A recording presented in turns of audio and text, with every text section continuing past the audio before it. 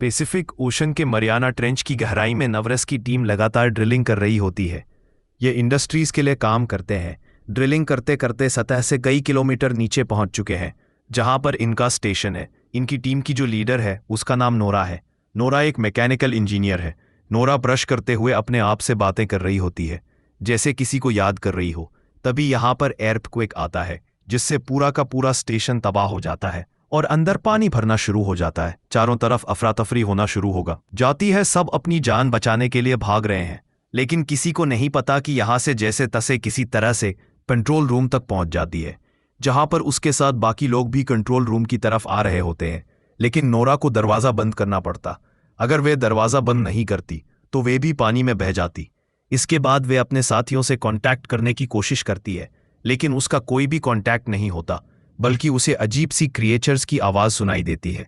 अब नोरा समझ जाती है कि उन्हें यहां से आगे बढ़ना होगा, क्योंकि इनका स्टेशन तबाह हो चुका है और दूसरा स्टेशन यहां से बहुत दूर है, जिसका नाम CR7 है। ये सब के सब CR7 की तरफ भाग जाते हैं। जब आगे बढ़ रहे होते हैं तब ये देखते हैं कि इनका एक साथी वहां पर फंसा हुआ है। ये किसी तरह से अपने साथी को निकलते हैं और ये तीनों के तीनों CR7 की तरफ बढ़ना शुरू कर देते हैं। और रास्ते में इन्हें कई डेड बॉडीज भी दिखती है, जो लोग इस तबाही में मारे जा चुके हैं। ये तीनों के तीनों अपनी जान बचाते हुए लगातार आगे बढ़ते हैं और एक पॉइंट तक पहुंच जाते हैं जहां पर इनका कैप्टन होता है, लेकिन कैप्टन दरवाजे के दूसरी तरफ होता है। दरवाजा जाम हो चुका है, लेकिन नोरा को इसका सीक्रेट कोड पता होता है। वह सीक्रेट कोड से दरवाजे को खोल देती है। नोरा कप्तान से पूछती कि सब कैसे हुआ। कैप्टन कहता है कि मैं इसका पता करने की कोशिश कर रहा हूं, तुम चिंता मत करो, सबके सब यहां से सुरक्षित निकल जाएंगे। लेकिन सबसे पहले हमें यह देखना होगा कि हम यहां से निकलना कैसे, और अब यहां से निकलने का प्लान बनाने लगते हैं। कप्तान कहता है कि अगर हम यहां से निकलकर दूसरे स्टेशन तक जाना है तो हमें खुद सूट पहनकर पानी से होते हुए दूसरे स्टेशन तक पहुंचना होगा, जहां पर हम सबके सब सुरक्षित रह सकते हैं। सबको कैप्टन की बात सही लगती है। इन्हीं में एक लड़की होती है जिसका नाम फैमिली है। उसे आगे बढ़ने में बहुत डर लग रहा होता है। साथ ही साथ यह भी जानती है कि अगर इस साल यहां पर रुके तो इनमें से कोई भी नहीं बच पाएगा।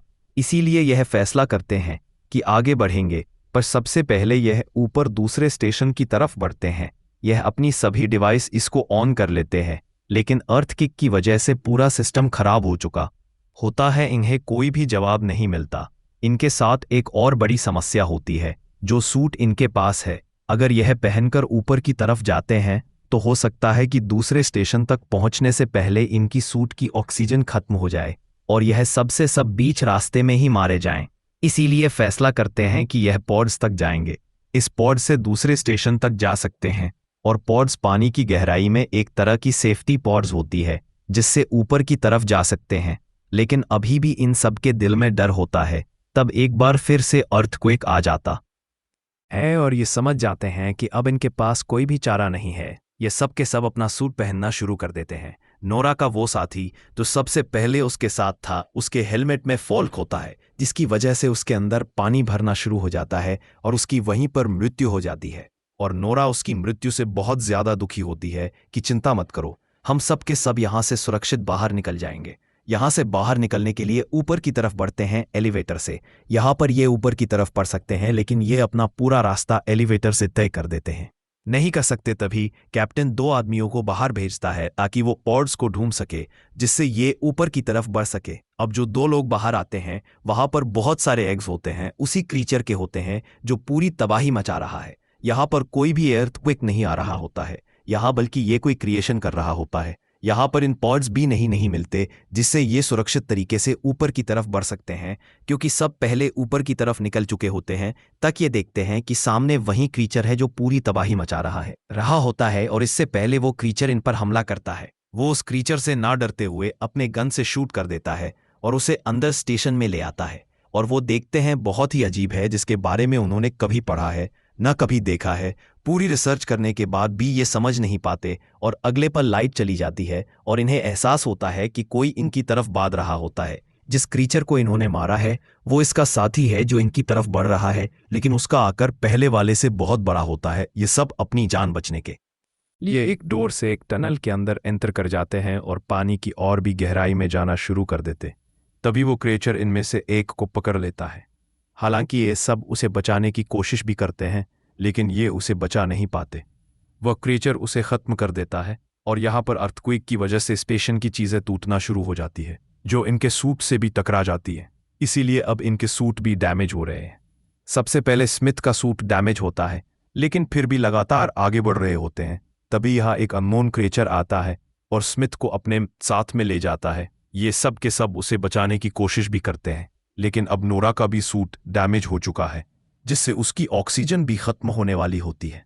लेकिन कैप्टन यहाँ पर अपनी जान को सैक्रिफाइस करके नोरा की जान बचा लेते हैं। दरअसल उस पानी में बह जाते हैं ताकि उनकी ऑक्सीजन और इस्तेमाल कर ले नोरा को। इससे बहुत दुख होता है, लेकिन वह लगातार आगे बढ़ते हुए एक अबेंडेंट स्टेशन तक पहुंच जाती है, जहां की रूम से अपने साथियों को कांटेक्ट करने की कोशिश करती है, लेकिन उसे कोई भी जवाब नहीं मिलता, जिससे नोरा पूरी तरह से हताश हो जाती है। इसके साथ उसके सूट की ऑक्सीजन भी खत्म होने वाली होती है।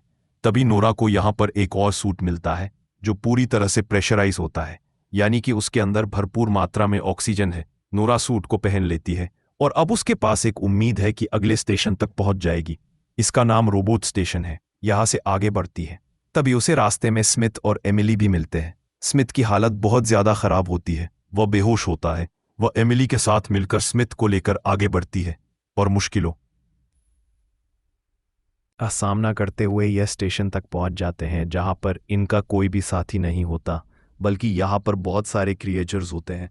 उन क्रिएचर्स में से एक क्रिएचर नोरा को पकड़ लेता है। नोरा एमिली से कहती है, तुम स्मिथ को लेकर आगे बढ़ो, और इसके बाद वो क्रिएचर नोरा को अपने अंदर खींच लेता है। नोरा उससे छूटकर बाहर निकल जाती है। उसके सामने एक और क्रिएचर होता है। नोरा उसे भी शूट कर देती है और इस तरह से उसकी जान बच जाती है। वहीं एमिली के सूट की ऑक्सीजन पूरी तरह से खत्म हो गई है। वैसे भी अब इन पॉड्स की तरफ जाना है, इसीलिए अपना सूट उतरना शुरू करते हैं, लेकिन नोरा का हेलमेट अटक जाता है। एमिली उसके हेलमेट को तोड़ देती है और अभी तीनों के तीनों पॉड्स की तरफ बढ़ना शुरू करते हैं।